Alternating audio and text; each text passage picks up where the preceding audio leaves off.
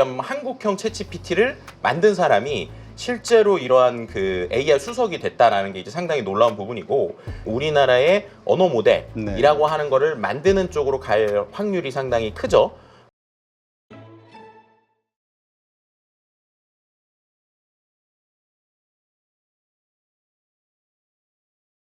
오늘 모신 분은 IT 커뮤니케이션 연구소 김덕진 소장님이십니다. 안녕하세요. 네, 안녕하세요. 반갑습니다. 네. 김덕진입니다. 자, 지금 네. 소버린 AI에 대해서 전 세계적으로 지금 화두가 좀 되고 있죠. 네. 그런 차원에서 이번에 이제 새로 출범하는 우리 정부에서도 이 집중적으로 육성을 하겠다, 그 의지로 AI 수석으로 이제 민간에 책임자로 계시는 하정우 네. 센터장, 이분을 이제 수석으로 임명하셨고요. 네. 지금 나오는 속보를 보니까 과학기술부 장관에는 배경훈 LG AI 연구원장, 중소벤처기업부 장관 후보자에는 한성숙 전 네이버 대표, 초대 국무조정실장 윤창열 LG 글로벌 전략개발원장이 임명됐다. 네, 이런 이야기가 나오는데 네. 이런 것들을 보면서 네.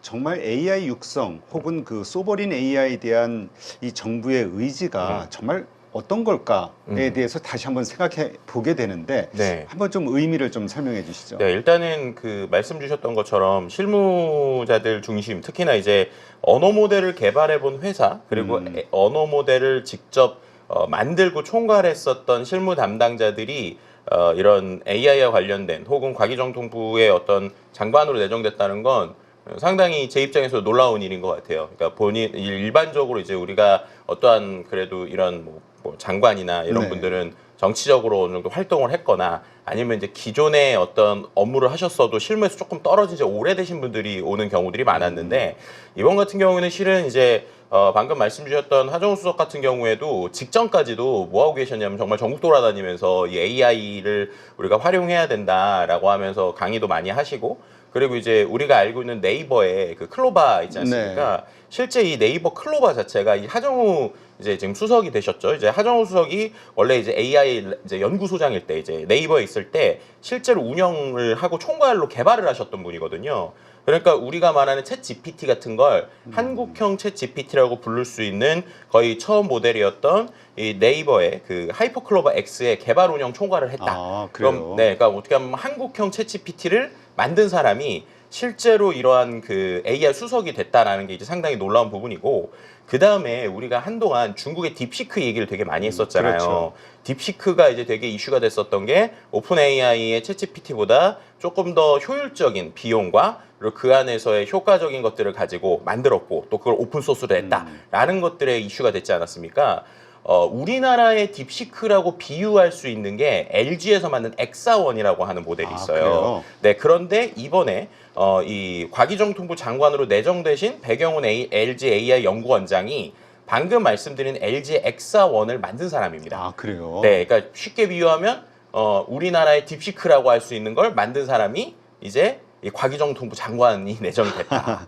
그렇군요. 그러니까 어떻게 보면 정말 이제 실무에서 이제 놀라운 사람들이 있고, 그런데 이제 상대적으로 이제 엑사원이 이제 어떻게 보면은 연구자들이나 있는 사람들에게 되게 이슈가 됐는데, 이게 이제 막 어떻게 보면은 대중들에게 안 알려진 이유는 좀 두세 가지가 있는데요. 첫 번째는 일단 이 엑사원 자체가 갖는 위력은 상당히 대단해요. 왜냐하면 기본적으로 딥시크의 비유드린 대로 상대적으로 이제 소량의 GPU나 아니면 소량의 데이터를 기반으로 이제 어떻게 보면 가성비 좋게 만든 거죠. 그런데 이제 거기서 중요한 건 핵심 데이터는 LG의 데이터가 들어있다는 거예요. 그러니까 우리가 생각을 해보면은 AI가 요즘에 인터넷에 있는 수많은 데이터들을 학습을 했지만, 그러다 보니까 얘기를 하면 되게 뻔한 얘기들이나 인터넷에 있는 얘기를 하지, 뭔가 회사에 있는 핵심적인 얘기를 하진 않잖아요. 그런데 이 엑사원 같은 경우에는 실제로 LG에 있는 여러 가지 산업 데이터들이 좀 들어 있습니다.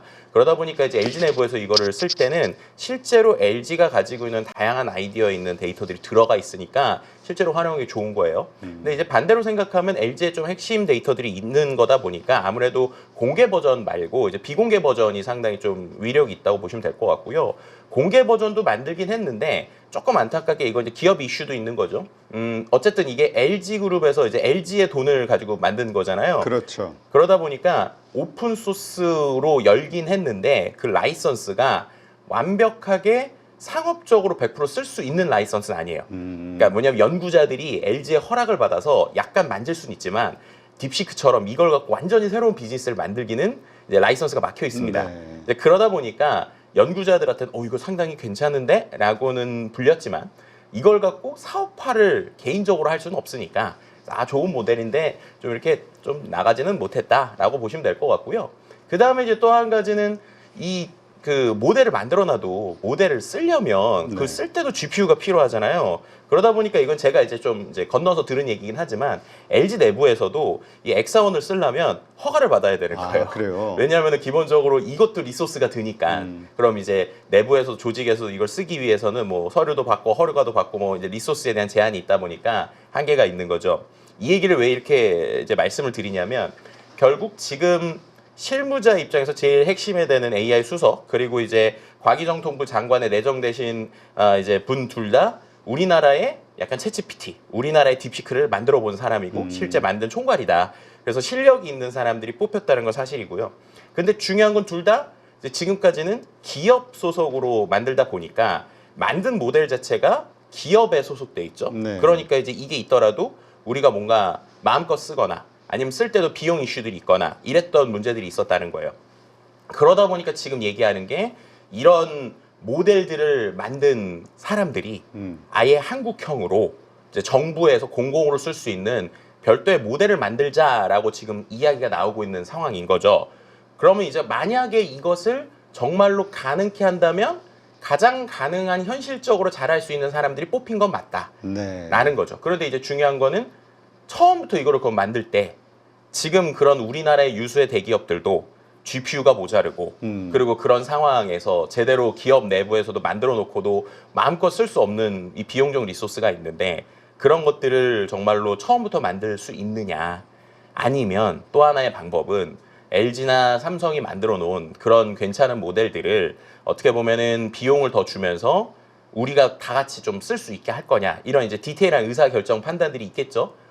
그럼에도 불구하고 어쨌든 의지를 가지고 할 때 그나마 국내에서 가장 해보고 또 가능성 있는 분들이 뽑힌 건 맞다. 뭐 이렇게 좀 총평을 할 수 있을 것 같습니다. 네, 진짜 저도 이 면면을 보니까 네. 너무 실무형. 네, 그러니까 뭔가 이 분야를 이해하려고 노력해야 되는 사람들이 아니라 그냥 네. 이걸 다 알고 있는 사람들. 그렇죠. 어제까지 연구하던 사람이 쉽게 네. 말하면 어제까지 연구하던 사람이 갑자기 장관들이 된 거고 참 아이러니한 일은 이제 특히나 이제 뭐 제가 이제 개인적으로 LG AI 연구원장 백영우 연구원장님은 잘 알지 못하지만 이제 하정우 센터장님이실 때는 이제 강의 때도 종종 뵙고 이야기를 나눠 보면 어떻게 보면은 좀 이런 얘기 드릴 수 있을 것 같은데 이 AI 수석께서 본인이 정부에서 이렇게 해야 된다라는 여러 이야기들을 많이 하셨거든요.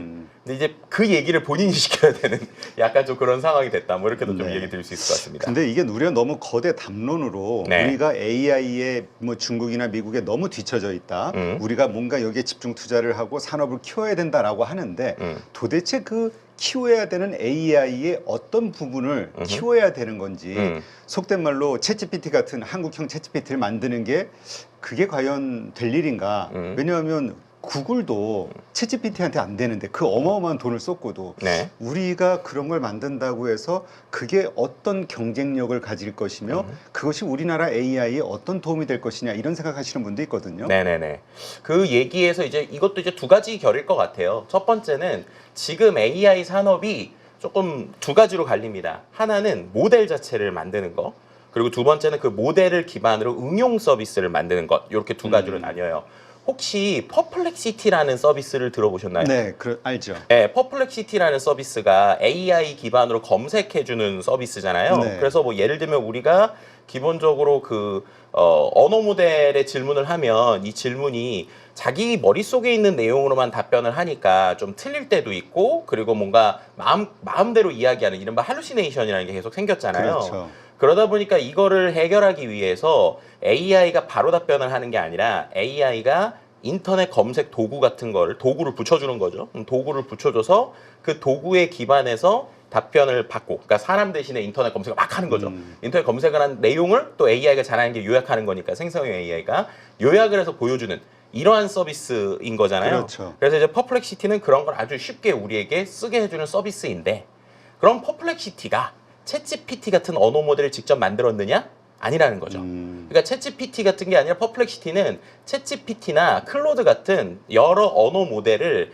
가지고 와서 그 가지고 온 걸 이제 우리가 API로 이제 엔진으로 연결한다고 표현을 하거든요. 거기에 있는 엔진의 거를 이제 가져와서 붙이는 거예요. 그래서 그 안에서 자기네들이 잘하는 건 검색을 사람들에게 아주 쉽게 화면을 잘 보여준다거나 아니면은 어떤 키워드를 사람들이 문장으로 예를 들면 뭐 여기에 있는 대로 뭐 살짜리 팔짜리를 잡아주는 한국형 주식 매매법 한 권으로 끝난다가 뭐야라고 물어보면 그걸 검색 엔진에 한국형 주식 매매법 검색, 한국형 주식 매매법 책, 한국형 이렇게 여러 번으로 검색하게 하는 방법, 프로세스 이런 것들을 잘 만든 게 클로드라는 거죠. 이런 걸 잘 만든 게 퍼플렉시티라는 거죠. 그러니까 어떻게 보면은 언어 엔진을 따로 하는 회사가 있고 그리고 엔진에서 응용 서비스를 만드는 이 후자의 서비스들이 있는데 작년까지는 이 언어 모델을 만드는 회사들만 상당히 어떻게 보면 기술력이 있다라고 얘기를 했어요.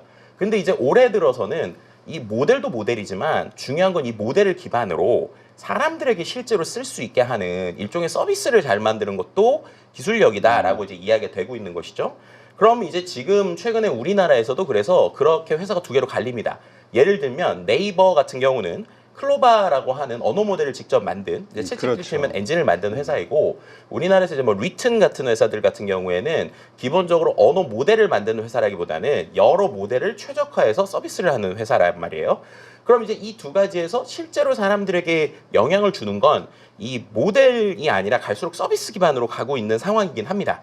그래서 실제 기업 입장에서 생각을 하면 기업 입장에서는 내가 만약에 돈이 없어요. 그래서 내가 근데 스타트업이나 아니면 AI 관련 창업을 하고 싶어요. 근데 제가 가지고 있는 돈이 100억이에요.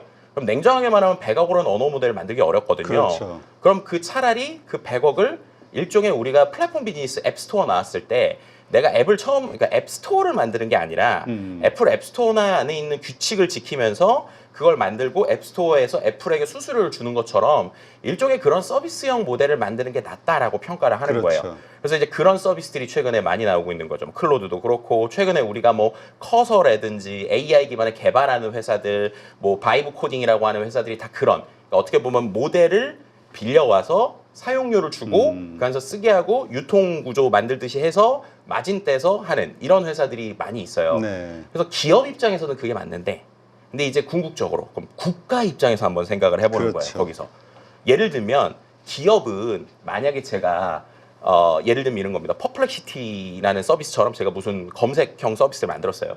검색형 서비스가 막 해요. 하다가 에러가 납니다. 근데 에러가 나서 찾아보니까 그거는 챗GPT 자체가 에러가 난 거예요. 그래서 이 서비스가 안 돌아갈 수 있어요.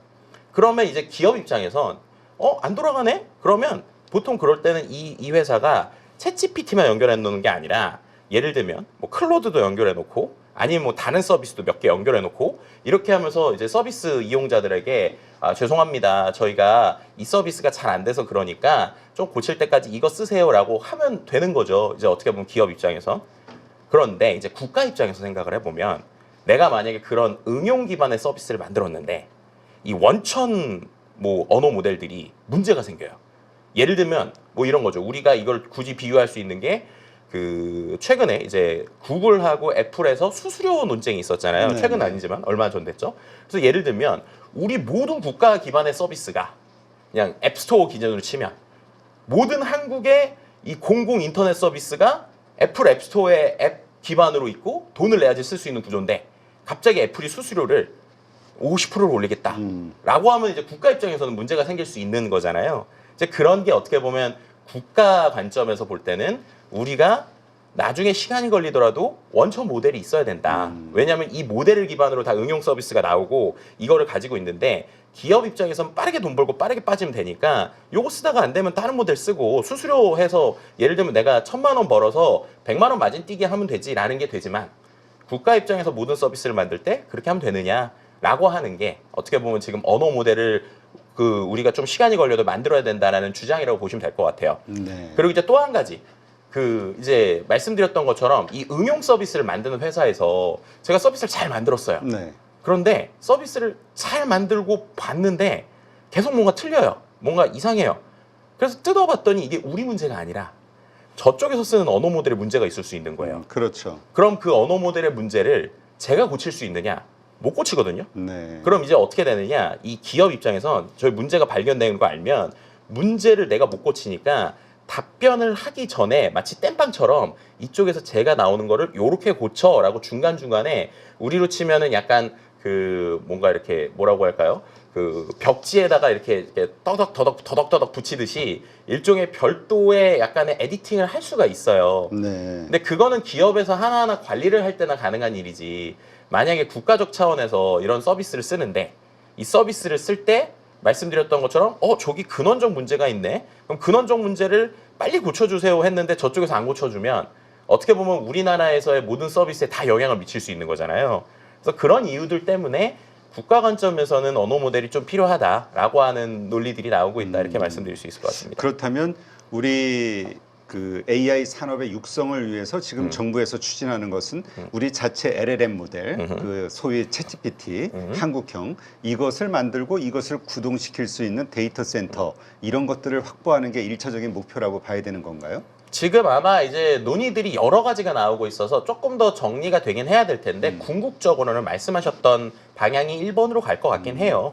그래서 이제 정확하게 표현하면 챗 GPT라는 말 자체도 이게 서비스이고 그렇죠. 그 앞에 언어 모델인 GPT 같은 언어 모델을 만드는 거겠죠. 그런데 지금은 언어 모델이 어디에 무엇이 있든 간에 그것이 우리나라의 어떤 정부 거라고 할 게 없는 거죠. 네. 예, 왜냐하면은 아까 말씀드린 대로 하이퍼클로바는 뭐 네이버 거고 뭐 그런 건데 또 오픈 소스다라고 하더라도 그 오픈 소스의 출처나 내용들이 우리나라에서 정확하게 검증된 게 없으니까 아마도 첫 번째 방향은 나중에 커지더라도 일단은 표준화되어 있는 일종의 우리나라의 언어 모델이라고 하는 거를 만드는 쪽으로 갈 확률이 상당히 크죠.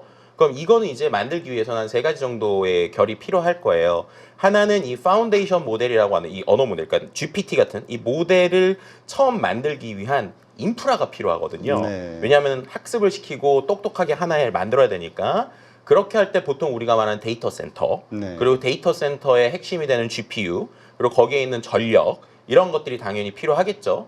그래서 그런 결에서 이번에 이제 울산의 SK와 함께 이제 SK에서 만든 이 데이터 센터 같은 것들이 갖는 의미가 바로 그런 거로 볼 수 있을 것 같고요. 그럼 이렇게 해가지고 실제로 모델을 만들 때 또 데이터가 필요합니다. 네. 데이터가 필요한데 이제 어쨌든 우리나라의 데이터를 만들어야 될 거잖아요. 그렇다면은 이제 인터넷에 있는 수많은 데이터를 가져올 수도 있지만 효율적으로 만들어야 되잖아요. 그렇죠. 효율적으로 만들려면 아무 데이터나 넣어서 네가 알아서 공부해라고 시키면 당연히 그렇게 해도 되지만 효율이 떨어지니까 시간도 많이 걸리고. 그렇죠. 그러면은 좋은 정제된 데이터를 잘 넣어줘서 너 이것만 공부해서 빨리빨리 답변하게 해줘라고 만들어야 될 거잖아요.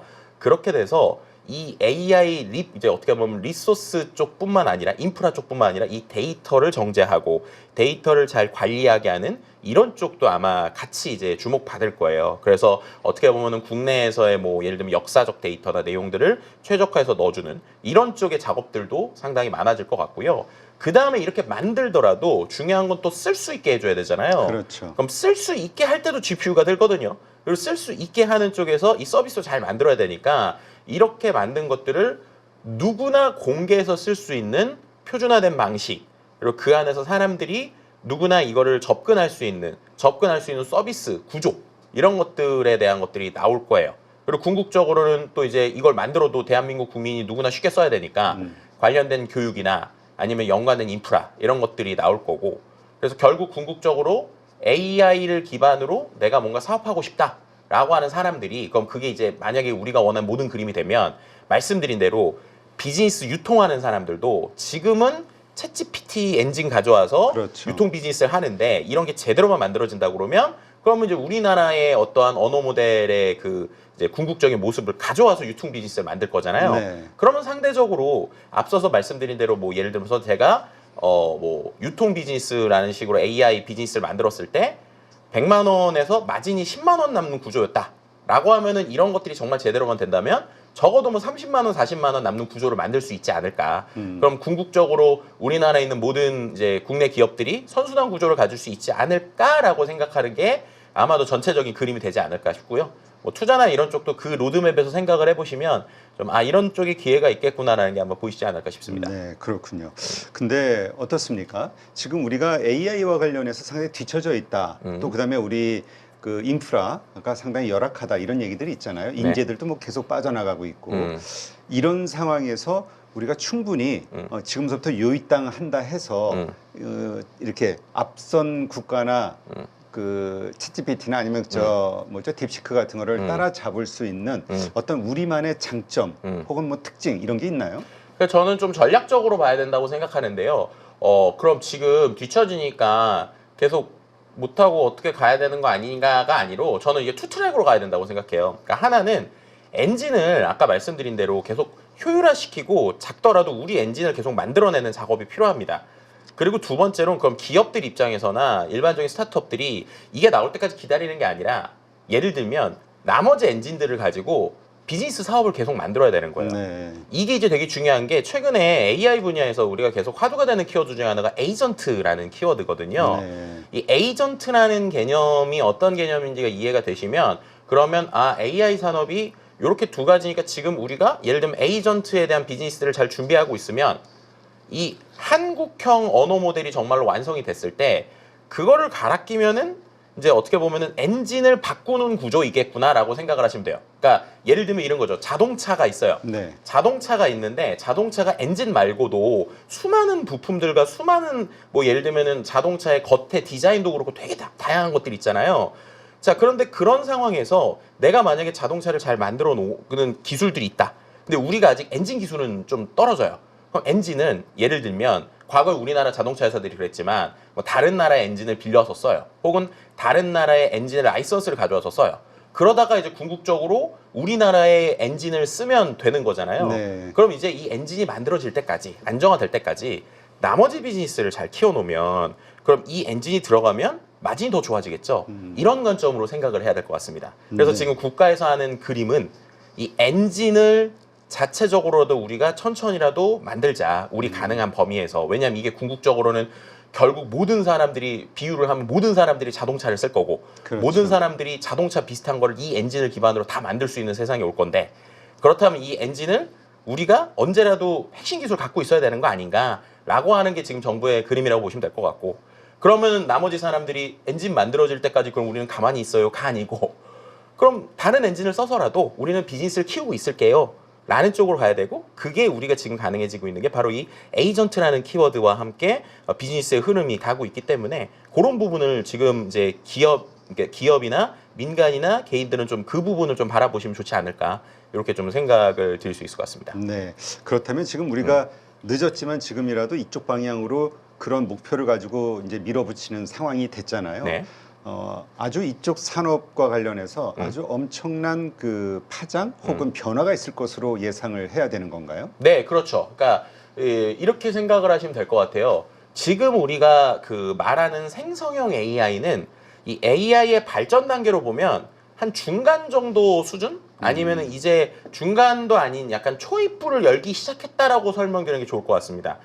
이거를 좀 우리가 쉽게 이해할 수 있도록 제가 엔비디아의 젠슨 왕이 종종 이제 자기 발표 때 얘기하는 장표를 제가 좀 하나 보여드릴게요. 네.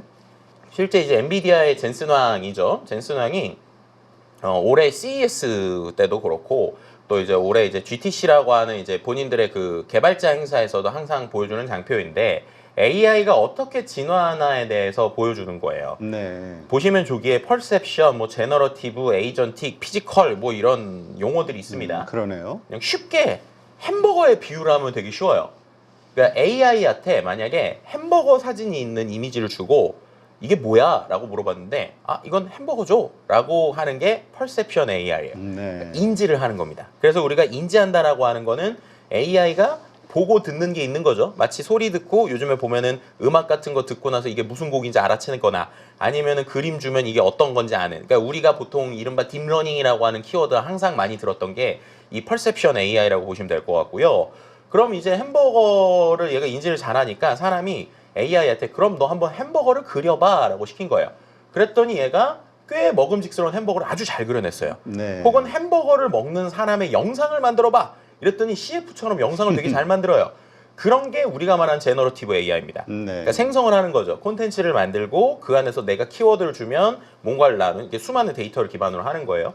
그런데 이제 제가 햄버거를 보고 햄버거의 영상을 광고로 봤더니 배가 고파요. 그래서 야, 나 배고픈데? 라고 AI한테 얘기를 해요. 그랬더니 AI가 아, 배고프시군요. 그럼 제가 주문을 해드리겠습니다. 라면서 웹사이트를 띄워서 자기가 알아서 햄버거 사이트에 접속을 해서 웹사이트를 이렇게 자기가 마치 사람처럼 컴퓨터처럼 그러니까 네. 사람이 컴퓨터 하듯이 마우스도 드래그도 하고 막 찾아보는 거예요. 찾아보다가 아, 우리 주인님이 지금 햄버거를 먹고 싶어 하지? 햄버거를 누르고 아, 우리 주인님이 평상시에 치즈버거를 좋아하지? 이러면서 치즈버거를 누르고 결제창에 들어가요. 그 다음에 이제 제가 카드까지 연결했으면 결제까지 해주는 거고 카드를 연결 안 했으면 결제는 해주세요. 이러면 결제 이러면은 주문이 되는 거예요.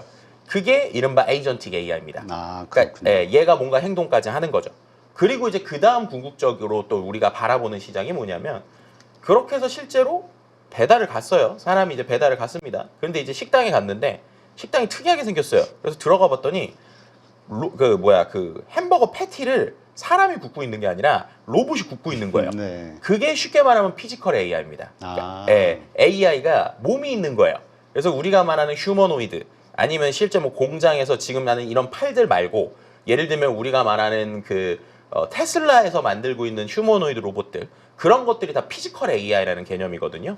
그런데 이 피지컬 AI, 에이전틱 AI로 가려면 이게 왜 이렇게 빠르게 촉발되고 있느냐? 이 기술이 단계별로 진화하는 게 아니라 병렬적으로 진화해요. 병렬적으로. 동시에 같이. 네, 그래서 저 퍼셉션, 인지하는 AI도 계속 좋아지고 생성형 AI도 계속, 왜냐면 인지를 잘한다는 건 그만큼 데이터가 많아지는 거거든요. 여러 가지를 인지할 수 있으니까 데이터가 많으니까 더 잘 만들 거잖아요. 더 잘 만드는 뭔가를 하다 보면 저쪽 에이전틱은 자기가 뭔가 일을 하는 건데 주문하는 거 말고 여러 가지 방법들이 익히겠죠. 그래서 그것도 잘하고 예를 들면 궁극적으로 피지컬 AI가 예전에는 로봇이 사람이 실제로 팔을 이렇게 움직여 라고 하면 그거를 설명하는 거 코딩을 다 했어야 되는데 요즘엔 생성형 AI한테 그냥 이런 거 코딩해봐 그럼 지가 그냥 코딩을 하거든요.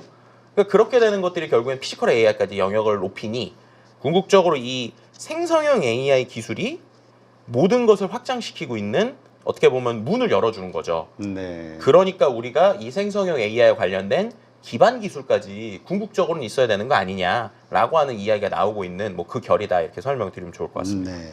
그러니까 결국 이 우리가 생각하는 단지 검색 이것이 아닌 네. 그것을 응용하는 분야도 그렇지만 결국 휴머노이드라는 어떤 로봇과 관련된 최종적인 네. 단계까지 또 가는 게 이 큰 산업 트렌드의 그렇죠. 큰 그림이라고 봐야 되는 거군요. 네, 그렇죠. 그래서 지금 생성형 AI는 말씀해 주신 대로 그냥 단순히 내가 입력을 한 거를 출력해 주는 거. 그럼 예를 들면 내가 글 써봐. 그럼 글 쓰고.